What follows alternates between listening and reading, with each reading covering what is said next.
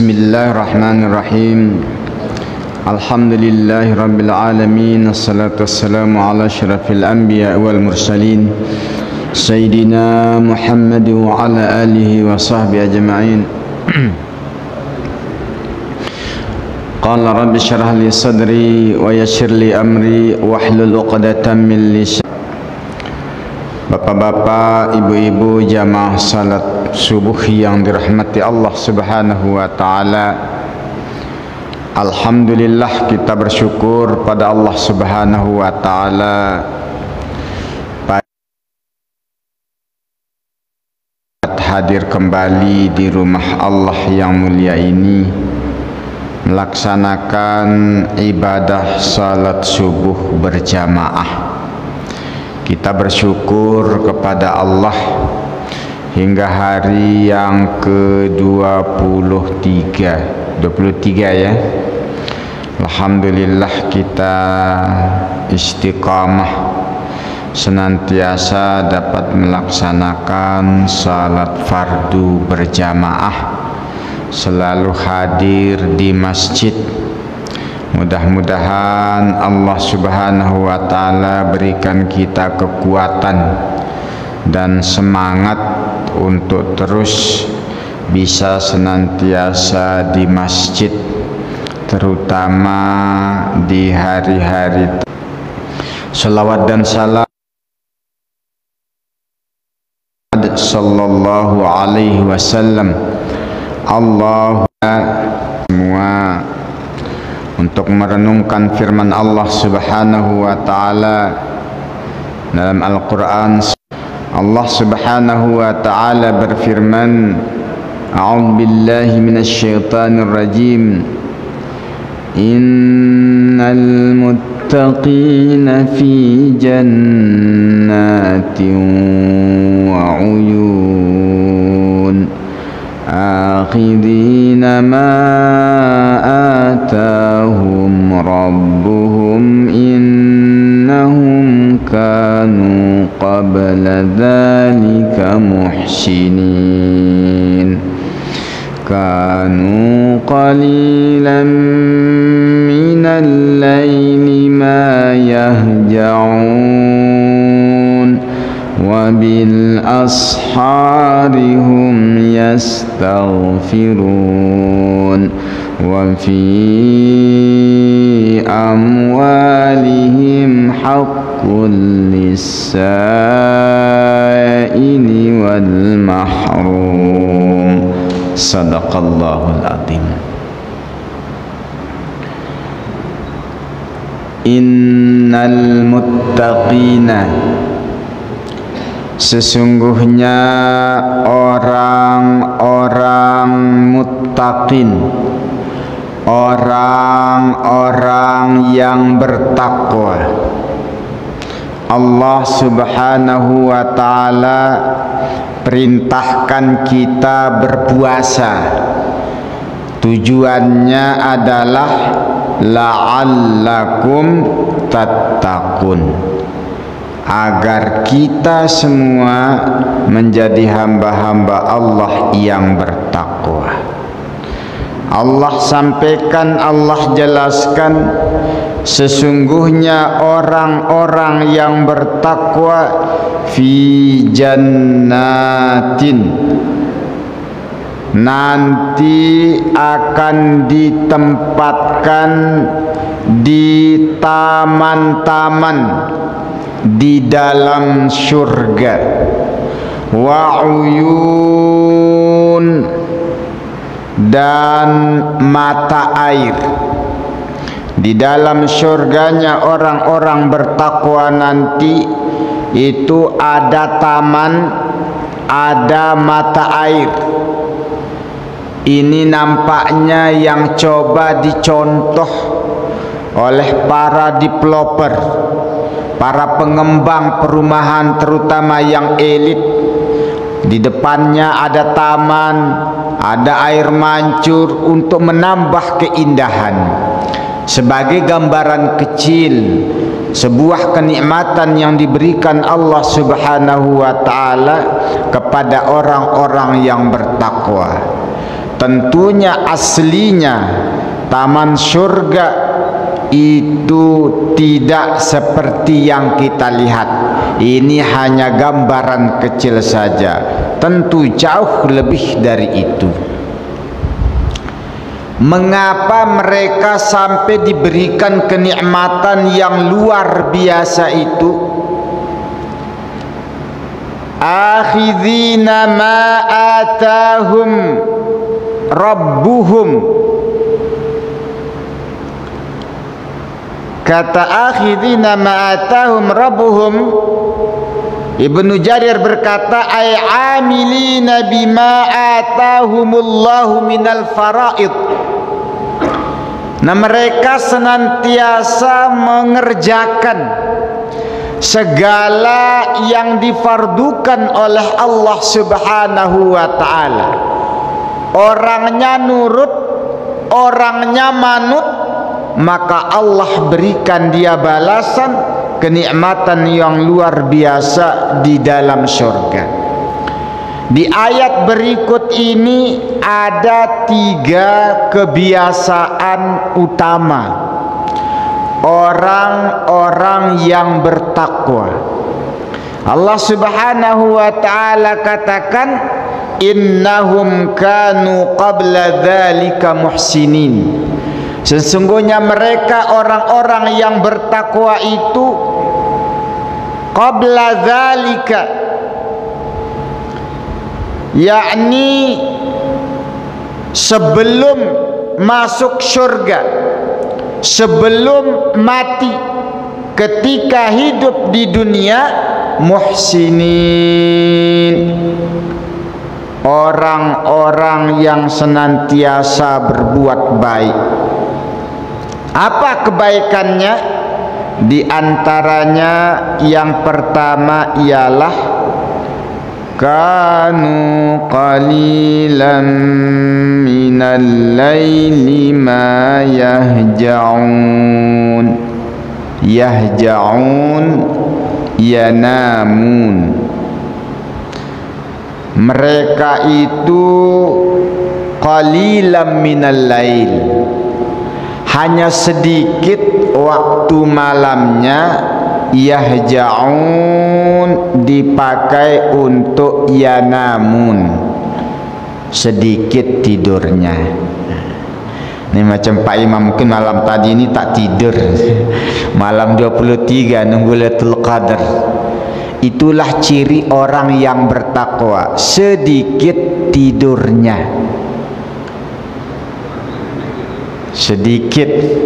Bahkan dalam surah Al-Muzammil itu lebih jelas, ya ayyuhal muzammil qumil laila illa qalila nisfahu aw inqus min aw qalila aw zid alaihi warattilil qur'ana tartila. Ya, ini teguran bagi kita. Ya ayyuhal muzammil, wahai orang-orang yang berada di bawah selimut. Al-muzammil, orang yang berselimut. Apalagi selimutnya pakai yang hangat-hangat, udah pakai selimut pakai AC, ditegur oleh Allah Subhanahu wa ta'ala, hai orang-orang yang berselimut. Yang dimaksud di sini berselimut bukan bab selimutnya, orang yang lalai, yang lelap, yang nyenyak tidurnya. Itu selimut itu cuma asbab. Karena ada orang berselimut kedinginan tapi lagi sholat. Karena dia mau iktikaf, badan dia kurang sehat, pakai selimut sholat. Ada. Tapi yang dimaksud dalam ayat ini orang yang nyenyak tidur gara-gara empuknya selimut. Tujuan ayat ini pertama yang dimaksud sebetulnya adalah Rasulullah sallallahu alaihi wasallam. Beliau berselimut karena kejadian pertama kali jumpa dengan malaikat Jibril. Tetapi kalau kita maknai keumuman ayat ini, semua orang yang tertidur pakai selimut. Kum, bangunlah. Kumil lail, bangunlah di malam hari. Ngapain? Allah subhanahu wa ta'ala sudah berjanji lewat lisan Rasul sallallahu alaihi wasallam, man qama ramadana imanan wa ihtisaban ghufira lahu ma taqaddama min dhanbi. Qama di sini berdiri. Berdiri ngapain? Berdiri salat. Jangan tidur terus, bangunlah. Bangun. Jangan macam Mbah Surip. Bangun lagi, tidur lagi, bangun, tidur lagi. Sekarang nggak bangun-bangun di dalam kubur. Ini jamaah yang dirahmati Allah subhanahu wa ta'ala, terutama di akhir Ramadan ini, nampaknya kita lebih baik lepas selimut itu. Bangunlah sholat malam. Illa qalila, kecuali sedikit dari malam itu. Bolehlah tidur. Sedikitnya berapa? Nisfahu au qalila, setengah dari malam itu atau kurang dari setengah tidurnya. Tetapi dalam ayat Az-Zariyat ini, ya,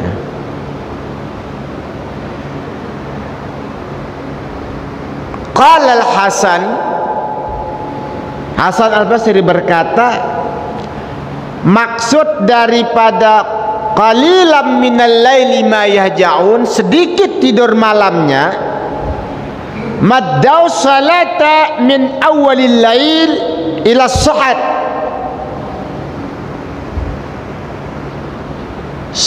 mereka itu panjangkan salatnya. Panjang salat ini bisa bermakna salatnya 2 rakaat tapi lama, atau salatnya pendek tapi diulang-ulang. Nabi kedua-duanya lakukan. Pernah Nabi sallallahu alaihi wasallam salat cuma 2 rakaat. Allahu Akbar, selesai Fatihah, baca surah Al-Baqarah.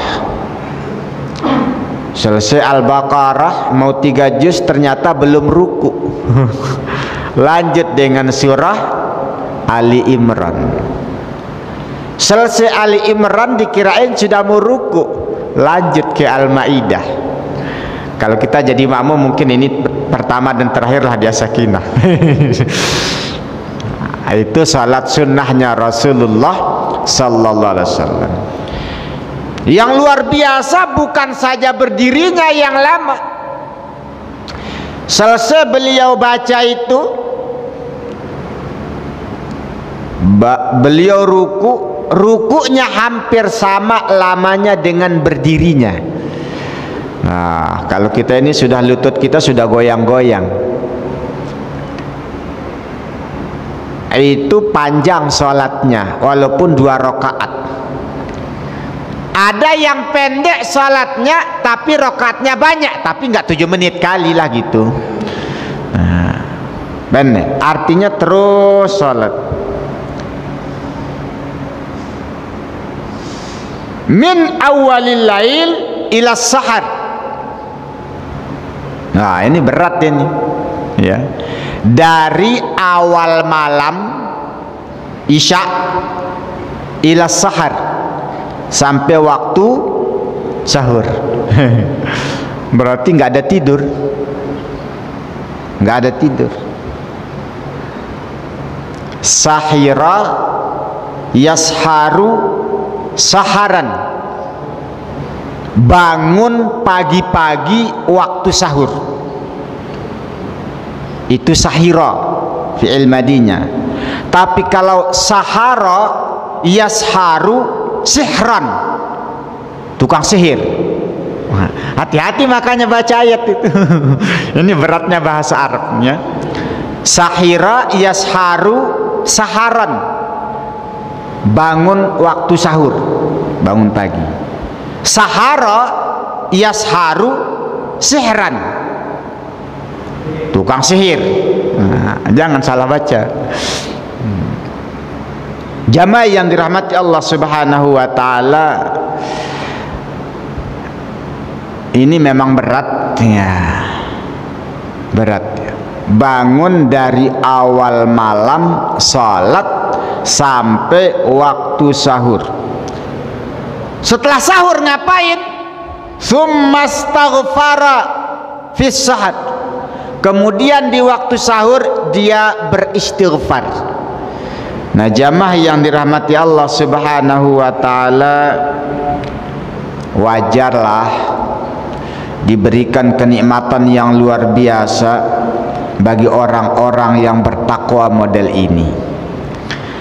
Ramadan ini hadir di tengah-tengah kita sebagai madrasah. Sekarang kita latihan bangun tengah malam. Menjadi kebiasaan. Ciri kata kebiasaan dalam bahasa Arab itu pakai kana. Jadi kalau ada hadis kanan Nabi sallallahu alaihi wasallam, Nabi biasanya, bukan sekali, bukan tumben. Tumben itu etikaf, itu pun kebetulan diajak Pak Imam jadi tak enak. Itu bukan kanu, itu baru-baru.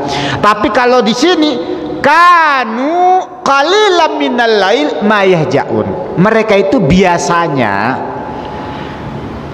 kita ini belum terbiasa, tapi dengan Ramadan membiasakan kita.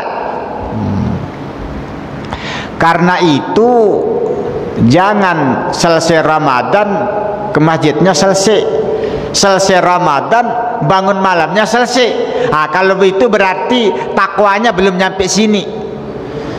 Nah, jamaah yang dirahmati Allah Subhanahu wa taala, kita berdoa mohon pada Allah Subhanahu wa taala, mudah-mudahan Ramadan tahun ini dapat membentuk kita menjadi pribadi yang benar-benar muttaqin, yang salah satu cirinya sudah menjadi karakter kebiasaan kita bangun malam.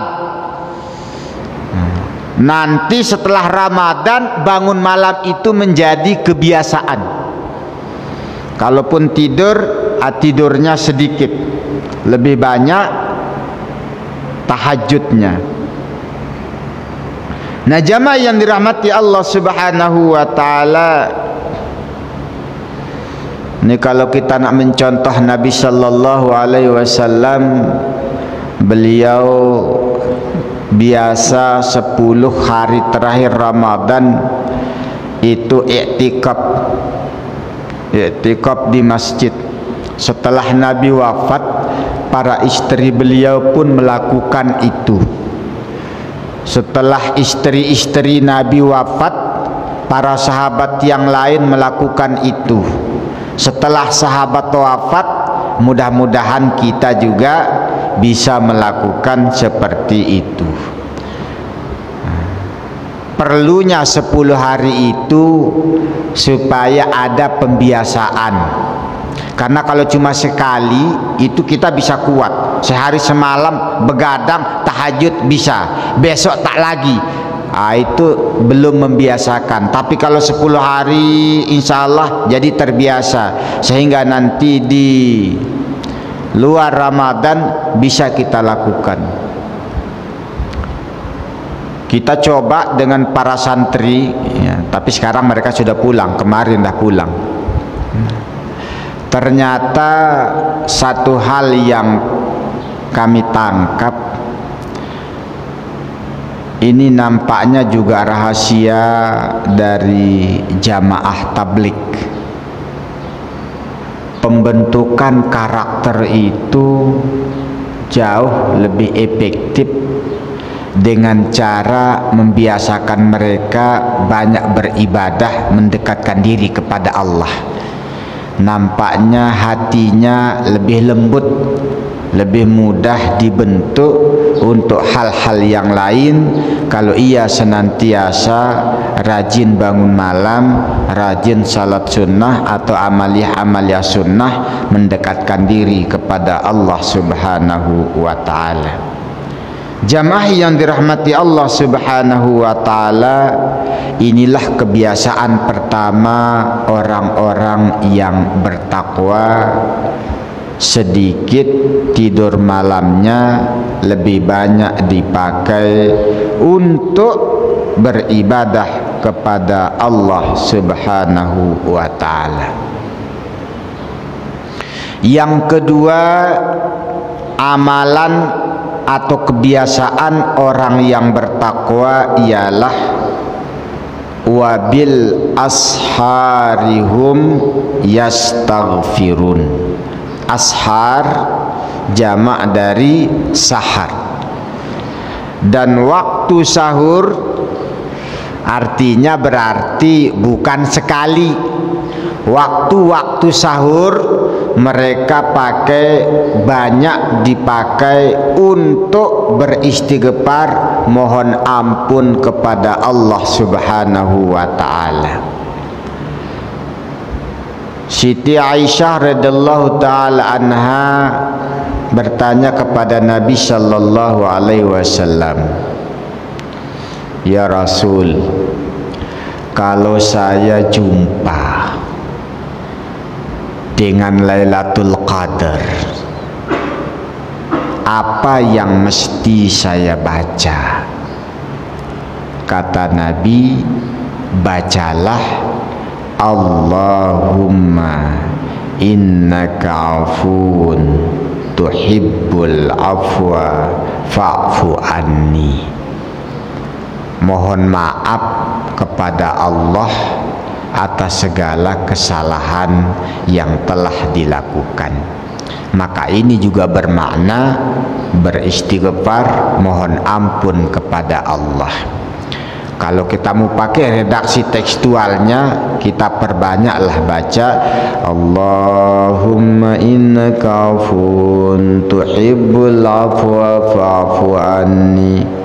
Tapi kalau kita mau sama-sama supaya juga istri kita, anak kita, orang tua kita diampuni oleh Allah, pakai Allahumma innaka afuun tuhibbul afwa fa'fu anna. Atau kita perbanyak istighfar. Jamaah yang dirahmati Allah Subhanahu wa ta'ala, disebutkan dalam hadis riwayat Imam Muslim, innallaha yanzilu kulla lailatin fis sama'id dunya hina yabqa thuluthul lailil akhir. Allah Subhanahu wa ta'ala turun ke langit dunia di sepertiga malam terakhir setiap malam. Hina yabqa thuluthul lailil akhir, ketika tersisa sepertiga malamnya. Nah, jam 3, jam 4 Allah Subhanahu wa ta'ala menyeru. Fayaqulu, Allah Subhanahu wa ta'ala menyeru, hal min taibin, adakah hambaku yang bertaubat, mohon ampun kepadaku.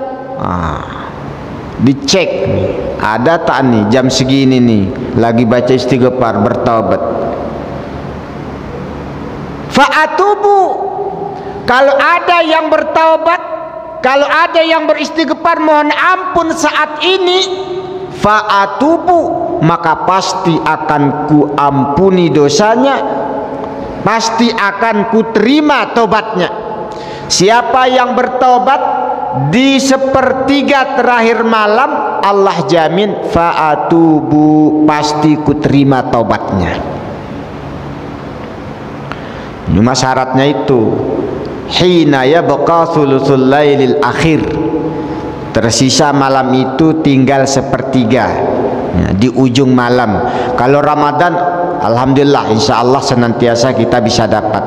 Maka sebelum makan sahur kita perbanyaklah istighfar dan bertobat kepada Allah Subhanahu wa taala.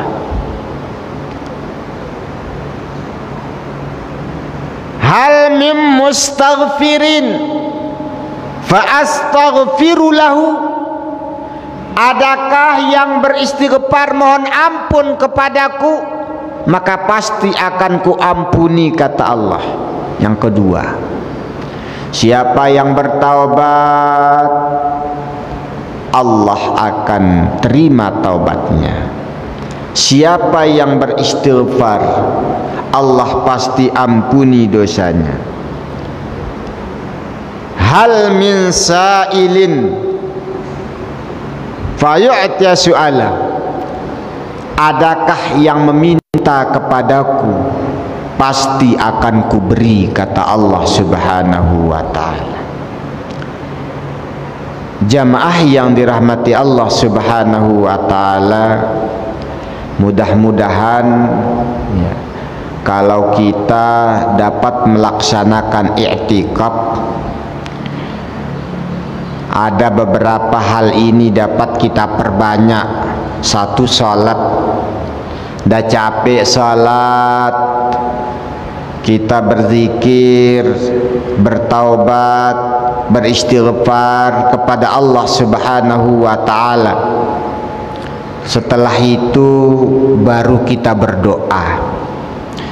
Doa yang paling mustajab, doa tengah malam itu. Allah Subhanahu wa ta'ala jamin lewat lisan Nabi sallallahu alaihi wasallam pasti akan dikabulkan permohonannya. Dalam hadis yang lain Nabi sallallahu alaihi wasallam menyebutkan sab'atun yuzilluhumullah fi zillihi yauma la zilla illa zilluh. Ada 7 kelompok manusia yang akan mendapat naungan Allah pada hari kiamat yang tidak ada naungan kecuali naungan Allah.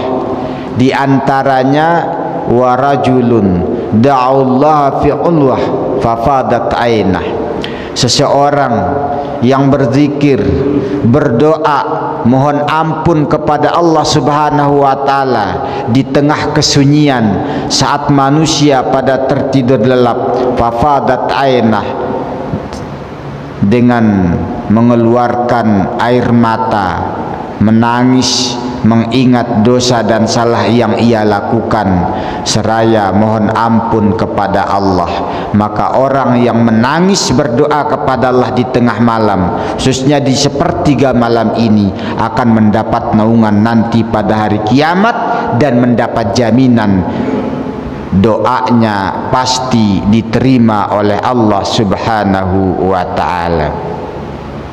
Jamaah yang dirahmati Allah Subhanahu wa ta'ala, bahkan dalam hadis yang lain Nabi sallallahu alaihi wasallam menjelaskan, man aktsara minal istighfar, barang siapa yang memperbanyak istighfar, ja'alallahu lahu min kulli dhiqin makhraja, Allah Subhanahu wa ta'ala menjadikan segala yang sempit itu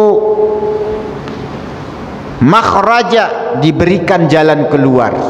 Kalau perasaan sempit, pikiran buntu, masalah menumpuk, maka perbanyak istighfar, Allah pasti berikan jalan keluar. Wa min kulli hammin faraja, dan dari setiap kegalauan, kegundahan, kegelisahan, kekhawatiran, Allah berikan kesenangan, Allah berikan untuk jalan menuju kebahagiaan. Wa razaqahu min haitsu la yahtasib, dan Allah berikan rezeki dari jalan yang tidak disangka-sangka. Jamaah yang dirahmati Allah Subhanahu wa taala, maka ada disebutkan dalam tafsir Al-Qurtubi, Ibnu Sabih pernah berkata, pada suatu hari Hasan Al-Basri didatangi oleh seseorang yang kebetulan waktu itu musim kemarau, musim paceklik.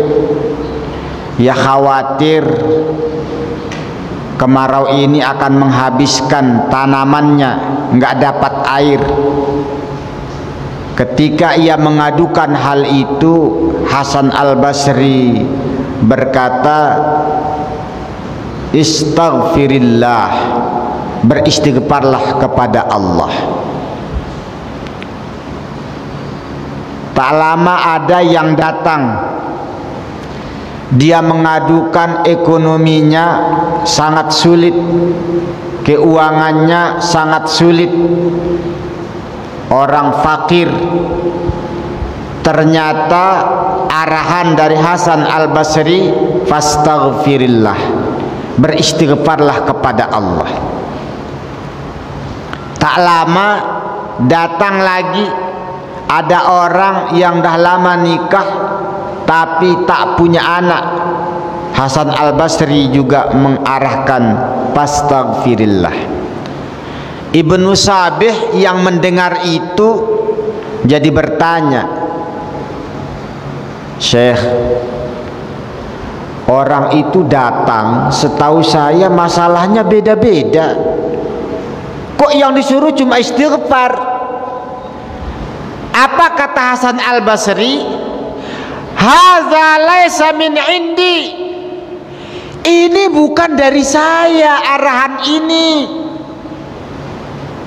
Ini adalah Allah Subhanahu wa taala yang perintahkan.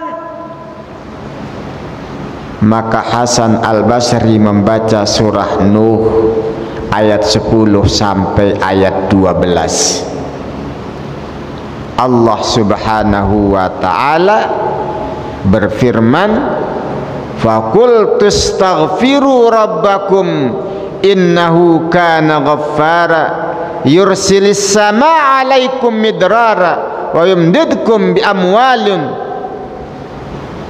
Jamaah yang dirahmati Allah, ini kita lihat Nabi Nuh alaihi salam menyuruh mereka, istaghfiru rabbakum, beristighfarlah kalian kepada Tuhanmu, innahu kana ghaffara, karena Tuhanmu Allah Subhanahu wa taala adalah Maha Pengampun. Kalau kamu beristighfar, yursilis sama alaikum midrara, maka Allah akan turunkan hujan dari langit. Wa yumdidkum bi amwalin wa banin, dan kamu akan diberikan harta dan juga diberikan anak. Wa ja'alakum jannatin, kamu akan dibuatkan atau dijadikan kebun-kebun. Jadi kebun-kebun yang ada yang kekeringan itu akan tumbuh lebat. Wa ja'alakum anhara, dan dijadikan untukmu sungai-sungai. Jamaah yang dirahmati Allah Subhanahu wa taala, dalam ayat ini ada 4 yang dijanjikan oleh Allah Subhanahu wa taala bagi orang yang memperbanyak istighfar, yaitu akan diturunkan hujan yang akan membasahi bumi, yang akan membesarkan air sumur. Kemudian Allah akan berikan anak, Allah akan berikan harta, dan Allah Subhanahu wa taala akan suburkan kebun-kebun dan akan aliri sungai-sungai dengan air.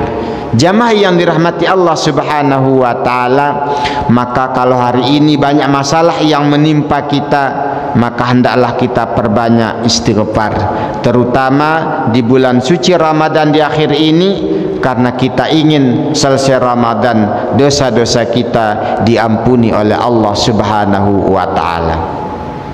Ini yang kedua, kebiasaan orang yang bertakwa senantiasa banyak beristighfar. Maka dalam kehidupan sehari-hari orang bertakwa itu banyak cepat merasa bersalah.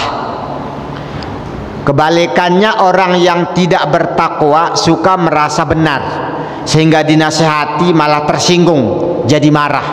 Tapi orang yang bertakwa cepat merasa dan cepat mengaku bersalah, karena hatinya bersih, salah yang sedikit dia terasa. Tapi orang yang tidak bertakwa, karena hatinya udah kusam, udah hitam, udah kotor macam cermin, dosa yang banyak pun tak nampak karena memang hatinya dah hitam. Nah, kalau kita nak ngukur diri, kira-kira kita orangnya cepat merasa dan mengaku salah atau malah nggak mau disalahkan. Semoga Allah Subhanahu wa Ta'ala jadikan kita hamba-hambanya yang banyak beristighfar, banyak merasa bersalah dan meminta maaf kepada Allah dan juga kepada saudara-saudara kita yang menurut kita telah berbuat salah kepada mereka. Yang ketiga, yang terakhir di ayat ini, kebiasaan orang yang bertakwa ialah wa fi amwalihim haqqul lis-sa'ili wal mahrum. Dalam harta mereka, pada harta mereka hakun, ada hak milik lis-sa'il, bagi orang yang meminta-minta. Ada orang minta sumbangan, minta bantuan, diberikan. Bahkan kata Nabi sallallahu alaihi wasallam, lis-sa'ili haqqun wa in ja'ala faras. Bagi orang yang minta ada haknya walaupun ia datang membawa kuda. Di zaman dulu kuda itu udah canggih. Kalau sekarang ada orang datang Pak Imam ke masjid minta sumbangan, yang datang bawa mobil, kasih aja. Ya kata Nabi, lis-sa'ili haqqun wa in ja'ala faras. Bagi orang yang meminta ada hak, kasih aja walaupun dia datang pakai kuda. Kuda zaman Nabi udah canggih luar biasa itu. Kalau sekarang itu ras lah ya. Kasih. Nah, mungkin itu dia pinjam, itu mobil kantor, dia meminta, dikasih. Ya, yayasan. Bukan milik dia. Artinya gini, bukan nengok orangnya itu. Orang yang bertakwa, ini babnya, ini bab yang bertakwa. Asal ada orang minta, nggak banyak mikir dia, kasih. Nah, itu bukan bab selidik punya selidik, itu bab KPK itu. Tapi bab orang bertakwa, saking terbiasanya memberi, dia nggak perlu mandang. Ini kalau nyumbang, dia nggak terlalu mikir. Ini kalau sesumbang kira-kira akan diselewengkan atau tidak. Dia nggak mikir ke sana. Kan dia mau ini, kasih aja gitu dia. Karena hati dia itu jujur, bersih. Dia merasa orang juga begitu mungkin. Nah, jadi ketika ada minta, kasih aja. Husnuzan aja dia. Nah, jadi kalau nyumbang itu ya udah kasih aja. Gimana kalau diselewengkan? Urusan dia, urusan saya kan nggak nyumbang. Urusan dia, ya pertanggungjawaban itu. Wal mahrum, ini as-sa'ilin yang jelas-jelas minta datang, mungkin pakai proposal, mungkin pakai lisan, mungkin pakai WA, mungkin macam-macam. Yang kedua, wal mahrum, orang yang tidak minta-minta padahal dia butuh. Kenapa dia tidak meminta? Lita'affufi. Iffah itu bahasa kami tindih, hati-hati menjaga diri. Menjaga apa? Menjaga diri, menjaga kehormatan diri, walaupun dia sengsara hidupnya nggak minta. Bahkan disebutkan wala yu'lamu bihajatih, orang tak tahu kebutuhan dia apa karena nggak pernah ngeluh. Ceria aja nampak, tegar aja nampak hidup, padahal dia butuh betul. Mana tahu ada tuh Pak Ali butuh, karena beliau senyum apa itu nggak tahu, karena nggak ditampakkan, apalagi minta. Oh no, tak mau. Tapi bagi orang yang bertakwa, baik orang itu minta atau dia tidak minta, dikasih. Gimana tahu? Itu berarti peka nengok orang. bapak ini memang karakter dia itu tidak mau menampak-nampakkan kesusahan. Didatangi rumahnya, ini kebetulan ada rezeki. Enggak, ini enggak apa-apa, ini hadiah. Jadi orang yang bertakwa ditengok siapa yang butuh, enggak minta dia, karena ada orang lebih baik tak makan daripada minta-minta. Ada orang yang penting kenyang biar minta-minta, akan macam-macam. Nah, bagi orang yang bertakwa, yang minta dikasih, yang mahrum, yang tak minta-minta pun dikasih. Gimana taunya? Ya selidikilah, peka terhadap kehidupan saudara-saudara. Terutama akhir Ramadan ini, terutama banyak sekali orang-orang yang dermawan. Ya, apalagi kalau orang yang mengisi panti asuhan, kadang-kadang anak yatim itu kebanjiran undangan. Hai. Zakat juga, zakat mal banyak sekali dikeluarkan di bulan Ramadan. Nah, ditengok-tengok juga lah, mungkin ada tetangga ternyata dia itu memang orangnya nggak menampakkan diri sebagai orang yang susah karena memang dia menjaga agamanya. Nah, didatangi aja lah. Tugas kita lah mungkin jadi takmir masjid, pengurus masjid, menyelidiki warga sekitar kita yang memang betul-betul butuh. Ada, tak mau dia, nggak mau dia ngantri terlalu lama untuk ngambil sembako apa gitu, enggak. Bukan dia sombong, bukan. Mungkin ada orang yang lebih butuh sehingga panjang kali antriannya. Mungkin dia mikirnya gitu. Nah, jamaah yang dirahmati Allah Subhanahu wa taala, jadi karakter orang yang bertakwa itu yang minta dikasih, yang tak minta juga dikasih. Artinya apa? Memang suka dia ngasih. Kalau dia sendiri bagaimana? Kadang dia juga nggak punya juga, tapi karakter memberi itu. Maka disebutkan dalam surah Al-Imran ayat 133-34 yang selalu kita baca, wasari'u ila maghfiratin min rabbikum wa jannatin 'arduha as-samawati wal ard u'iddat lil muttaqin. Surga yang luasnya seluas langit dan bumi itu untuk orang bertakwa. Siapa orang yang bertakwa itu? Alladzina yunfiquna fis sarra'i wad darra'i wal kaziminal ghaiz wal 'afina 'anil nas. Orang bertakwa itu orang yang suka berimpak, fisarra, waktu lapang ada rezeki berimpak, wadarra, waktu susah pun dia berimpak. Kadang-kadang yang berimpak di masjid bukan orang kaya saja, orang yang kadang susah cari duit. Kan ada yang kita lihat tuh 10 tahun dia nabung hanya untuk bisa korban 1 kambing, tapi semangat dia itu. Nah, itu satu contoh. Waktu susah dia gubernur. Jadi karakter orang bertakwa, waktu lapang dia berimpak, waktu susah dia berimpak, yang minta dia kasih, yang nggak minta dia kasih, karena memang kebiasaannya suka memberi. Jadi ada 3 kebiasaan orang yang bertakwa. Mudah-mudahan ini semua sudah kita lakukan di bulan Ramadan ini. 1, rajin bangun malam untuk beribadah kepada Allah. 2, rajin beristighfar, zikir, berdoa kepada Allah. 3, rajin memberi.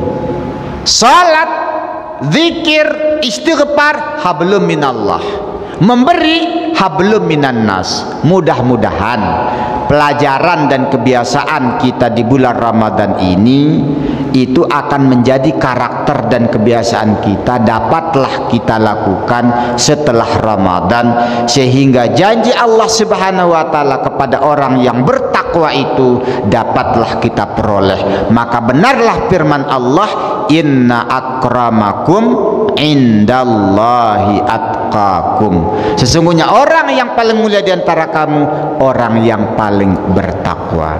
Jamaah yang dirahmati Allah Subhanahu wa taala,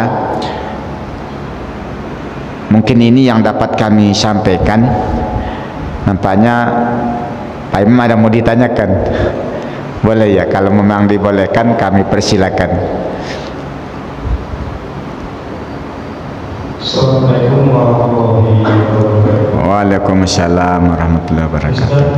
Terkait dengan surah Muzammil. Sini saya baca juga Al-Mudaththir. Di mana sama sama muslimun. Iya. Cuma yang keduanya beda-beda. Apa persamaan daripada Al-Muzammil dengan Mudaththir? Yang kedua yang saya sampaikan tadi, yang 3 ciri orang takwa tadi, yang sama seperti yang saya sampaikan ini sebagai contoh, misalnya dalam surah Al-Mu'min, Al-Mu'minun ya, Al-Mu'minun. Jadi ciri khas orang beriman dan bertakwa tadi, apakah harus menyeluruh semua itu baru mereka bisa disebut bertakwa dan beriman tadi, atau salah satu? Sama seperti dalam surah Al-Asr ya. Iya. Kecuali dalam yang membaca itu, apakah salah satunya dengan merasakan salah satu daripada ciri khas tadi sudah dapat predikatnya itu ya. Baik, terima kasih. Kalau kita perhatikan ya, ini Al-Mudaththir, Al-Muzammil itu ayat-ayat yang awal turun. Coba diperhatikan ayat-ayatnya, sama. Ya ayyuhal mudaththir qum fa'andir, ya ayyuhal muzammil qumil lail. Kalau Al-Muzammil berdiri, Muzammil ya, kalau kita bicara tentang selimut, itu memang tidur pakai selimut. Disuruh berdiri, memang berdiri badan untuk sholat. Al-Mudaththir ya, orang yang lalai, berdiri bukan berdiri sholat, tapi berdiri berjuang, berdakwah, sing-singkan lengan baju, beda. Nah, jadi kalau ini berdiri fisik, kalau itu berdiri menegakkan kebenaran, menegakkan keadilan, jadi berjuang. Jadi kalau bahasanya sing-singkan lengan baju. Jadi maka tidak disebut dalam itu pakai selimut tanda kutip ya tidur, tetapi orang yang lalai terhadap situasi merasa aman-aman saja, nggak ada amar ma'ruf nahi mungkar. Kalau yang tadi merasa nyenyak, tidur, bangun untuk tahajud. Ada kalau di Al-Muzammil itu untuk orang saleh individu. Al-Mudaththir untuk orang muslih, orang yang mengajak orang untuk jadi saleh. Jadi kalau saleh pribadi rajin tahajud, muslih ngajak orang jadi saleh, berbuat baik. Nah, itu lebih berat itu yang Al-Mudaththir.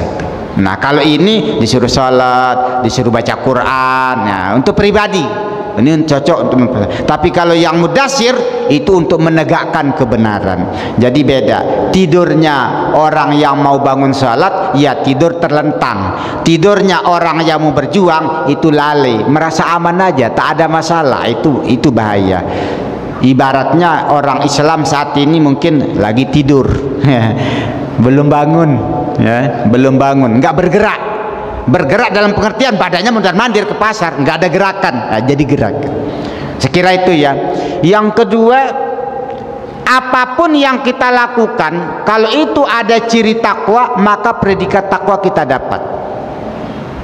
Maka firman Allah, inna akramakum indallah atqakum. Yang paling mulia, yang paling bertakwa. Takwa. Tapi takwa punya tingkatan. Yang paling bertakwa itu yang paling mulia. Itu enggak takwa juga, cuma itu yang paling takwa. Takwa, lebih takwa, paling takwa. Atqakum, lebih paling bertakwa. Jadi satu kita kerjakan, insya Allah predikat takwa kita dapat. Tapi kata Allah, yang paling mulia tentu yang paling bertakwa. Nah, Ibarat kita kalau jadi dosen itu kita ngumpulkan kredit poin. Kumpulkan aja dulu karakter satu. Nggak bisa seluruhnya. Kita ini nggak bisa langsung simsalabim jadi orang benar-benar, nggak bisa. Yang paling bertakwa Nabi sendiri yang sebut, saya yang paling bertakwa di antara kalian. Nah, kita mengarah ke sana itu bukan nggak bertakwa, udah bertakwa tapi levelnya masih. Ini baru level berapa yang biasa kita lakukan. Nah, kalau kita lihat, kita kumpulkan ayat-ayat orang-orang yang bertakwa, maka luar biasa. Ya, banyak sekali ciri-ciri orang yang bertakwa. Tapi satu-satulah kita sebut. Yang tiga ini aja berat nampaknya ini. Iya ya, saya sendiri jujur, saya hanya menyampaikan dan berdoa kepada Allah mudah-mudahan bisalah kita amalkan, walaupun nggak semaksimal mungkin tapi dapat kita lakukan. Pernahlah kita sholat tahajud walaupun nggak tiap malam, tapi minimal seminggu sekali adalah di luar Ramadan. Kalau Ramadan dikebutin. Berimpak juga begitu ya. Kita belajar, ini belajar karena disuruh ngomong saya sampaikan, tapi bab ngamalkannya duluan yang di belakang ngomong. Ngamalkan, nah itu ya, bangun malam, banyak istighfar. Dan istighfar ini juga berat. Perasaan kita itu seringkali merasa lebih benar dari kawan ya. Sering, apalagi dengan istri. Kita suami itu kadang-kadang agak ini sedikit ya, merasa kita pemimpin rumah tangga, kadang-kadang lebih banyak salah istri. Nah, merasa orang itu beristighfar kalau dia merasa salah, kalau merasa benar gimana istighfar, nasihati dia, engkau yang salah bukan aku.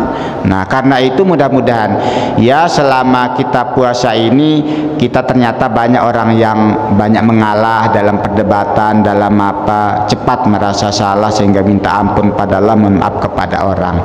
Jadi sekali lagi, insya Allah seberapa banyak pun karakter takwa yang kita lakukan, kita termasuk orang yang bertakwa. Tapi satu jalan masuknya, ya beriman dulu. Mustahil ada takwa kalau tidak beriman. Saya kira itu jamaah yang dirahmati Allah Subhanahu wa taala, inilah yang dapat kami sampaikan dalam kesempatan ini. Terima kasih atas segala perhatian, mohon maaf atas segala kekurangan. Mari kita tutup dengan baca subhanakallahumma bihamdik asyhadu an la ilaha illa anta astaghfiruka wa atubu ilaik. Assalamualaikum warahmatullahi wabarakatuh.